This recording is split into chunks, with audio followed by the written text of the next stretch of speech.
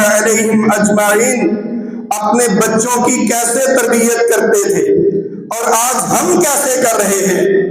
نبی کریم صلی اللہ علیہ وسلم ایک صحابی کے بارے میں پوچھتے ہیں کہ وہ صبح کی نماز جلدی پڑھ کے نکل جاتا ہے، ان کے متعلق پوچھا کہ وہ صحابی کدھر ہیں؟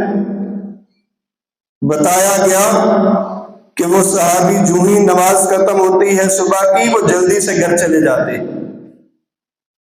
بلا کے پوچھا کہ وجہ کیا ہے؟ عرض کیا اللہ کے رسول، ہمارے گھر کی دیوار کے ساتھ ہمارے ہمسایوں کی کھجور ہے، اس کا پھل پکا ہوا ہے، وہاں سے کھجوریں ہمارے گھر میں گرتی ہیں اور مجھے خدشہ ہوتا ہے کہ میرے بچے وہ کھجوریں اٹھا کے نہ کھا لیں۔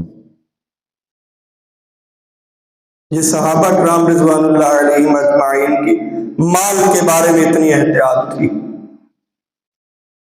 کہ وہ بچے کہیں اٹھ کے میرے ہمسائے کی کھجوریں جو ان کے گھر گری ہیں انہی کے گھر وہ نہ کھا لیں۔ اتنی احتیاط برتا کرتے تھے حرام مال سے، ناجائز مال سے۔ اور اگر کوئی شخص اس کو معمولی سمجھتا ہے تو سیدنا ابو ہریرہ رضی اللہ تعالیٰ عنہ کی حدیث ہے، فرماتے ہیں کہ میرے کان جو ہیں وہ بہرے ہو جائیں اگر یہ میں نے نہ سنا ہو نبی کریم صلی اللہ علیہ وسلم سے کہ جس